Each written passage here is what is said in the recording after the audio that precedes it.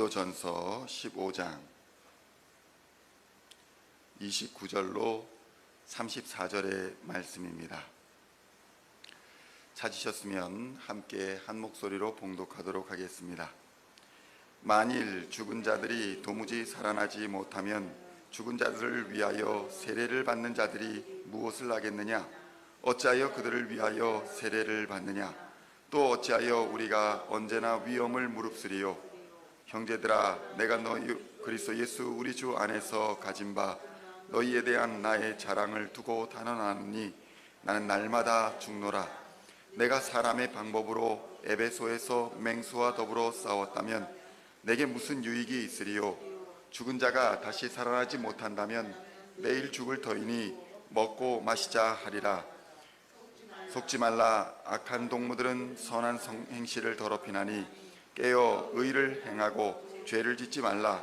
하나님을 알지 못하는 자가 있기로 내가 너희를 부끄럽게 하기 위하여 말하노라. 아멘.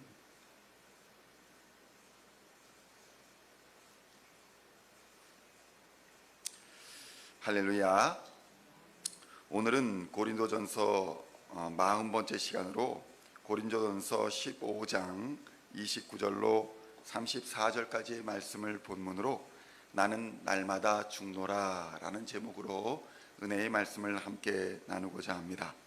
성도 여러분, 바울은 15장에서 예수 그리스도의 십자가 복음은 죄인의 죽음과 또한 의인의 부활이라는 매우 중요한 그리스도 신앙의 두 가지 핵심들을 가지고 이것이 십자가가 상징하는 매우 중요한 사건이라는 것을 우리에게 가르쳐 주고 있습니다. 고린도전서는 십자가 복음을 증거하는 복음인 것입니다.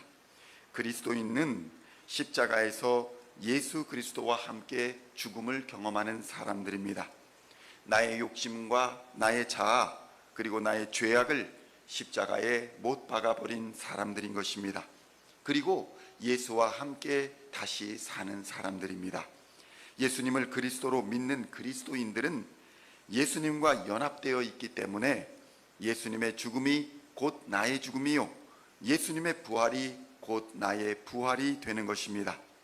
부활은 상징적인 사건일 뿐만 아니라 영적이고 또 육적으로 반드시 일어날 사건이며 또한 이미 일어난 사건이기도 합니다. 그래서 초대교회에서의 주일은 매우 특별한 의미를 가졌던 것입니다. 주일은 예수님의 부활의 사건이 있었던 날이었기 때문입니다. 그러므로 초대교회 성도들에게는 주일은 부활의 잔치자리요, 하나님을 만나는 시간이었습니다. 초대교회 성도들은 주일날 모였습니다. 그리고 매 주일을 부활주일처럼 기쁨의 잔치를 벌였던 것입니다. 그들은 주일에 모여 예수님의 부활을 기뻐하며 그 부활의 권능을 힘입기 위해 애를 썼습니다. 기독교는 예수 그리스도의 부활이 없었다면 아예 시작되지 못할 종교였다는 것입니다. 당시 바울의 삶은 내일의 삶을 전혀 예측할 수 없을 정도의 불안한 삶을 야기하고 있었습니다.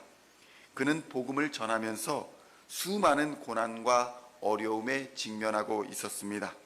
때로는 죽음의 위기를 맞이하기도 했습니다. 그러한 순간마다 바울은 부활의 신앙으로 이겨냈습니다. 사람들은 흔히 죽음에 대하여 두려움을 느낍니다. 왜냐하면 죽음이라는 것은 이 땅에서 누리는 모든 것들이 끝나는 순간이기 때문입니다. 젊음도 또 사랑도 미련도 미움도 모두 놓고 가야 하는 것이 죽음입니다. 그래서 사람들은 할 수만 있다면 죽음을 피하고자 합니다.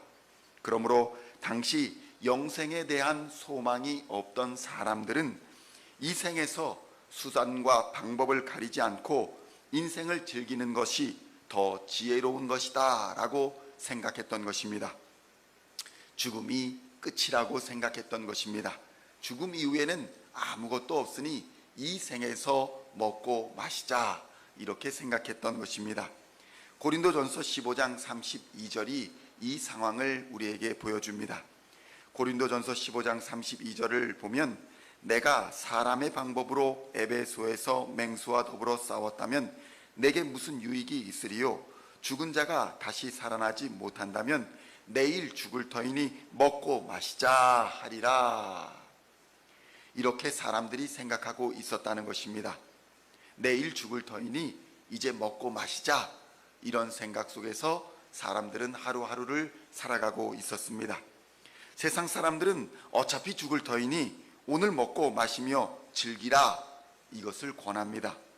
그들이 이렇게 행동할 수 있었던 것은 죽음 이후에 대한 계획이 전혀 없기 때문입니다. 그들에게는 죽음이 마지막이었습니다. 그러나 그리스도인들에게는 죽음이 마지막이 아닙니다. 죽음 이후에는 심판이 있으며 그 결과에 따라 누군가는 영원한 형벌에 처하게 될 것이고 그리스도인들은 영원한 생명으로 초대가 되는 것입니다. 그러므로 바울은 죽음을 결코 두려워하지 않았습니다. 죽음을 마지막이라고 생각하지도 않았습니다. 다시 살리실 예수 그리스도의 부활의 능력을 믿으며 매일을 죽음을 두려워하지 않는 순교의 자세로 살아갈 수 있었던 것입니다. 성도 여러분, 기독교 신앙은 죽음으로 시작합니다. 이것은 자기를 부인하는 것이며 예수님을 따라 십자가를 지겠다는 결단입니다. 예수와 함께 십자가를 지는 자가 예수와 함께 다시 산다고 성경은 증거하고 있는 것입니다. 그래서 바울은 갈라디아서 2장 20절에서 이렇게 고백합니다. 내가 그리스도와 함께 십자가에 못 박혔나니 그런즉 이제는 내가 산 것이 아니요 오직 내 안에 그리스도께서 사시는 것이라.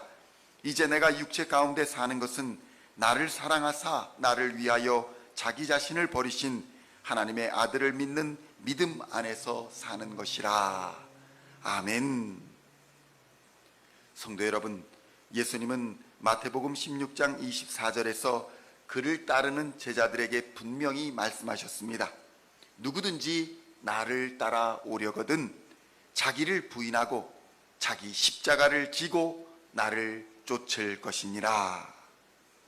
성도 여러분, 부활을 믿으시기를 우리 주님의 이름으로 축원드립니다. 부활 신앙이 있어야 그리스도인이 됩니다. 부활 신앙이 있어야 세상을 이기는 담대한 능력을 얻게 됩니다. 부활 신앙이 있어야 사망과 죽음의 권세를 이기게 되는 것입니다. 부활 신앙이 없는 사람은 현세에 집착합니다.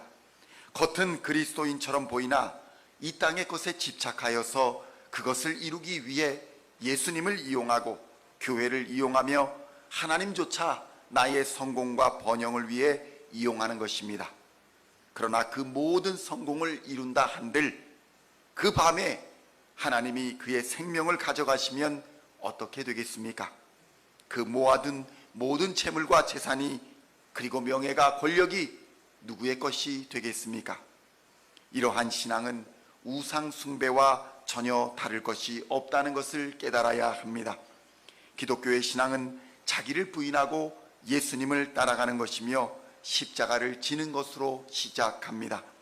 왜냐하면 예수님의 부활은 차원이 다른 행복과 영생의 기쁨을 가져다 주기 때문입니다.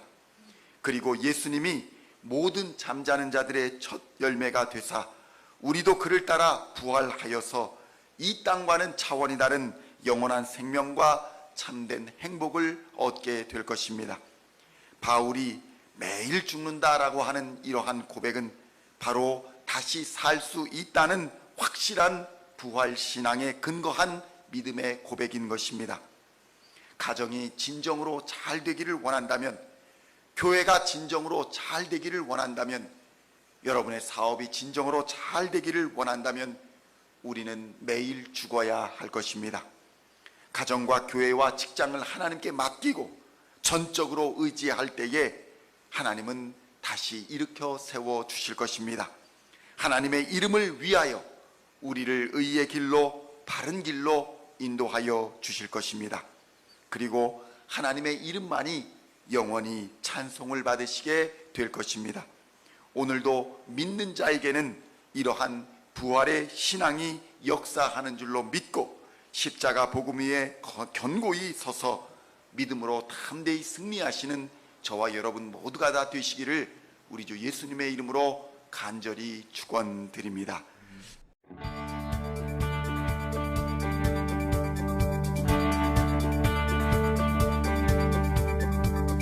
Singing songs of thy praise, we are coming to you, dancing before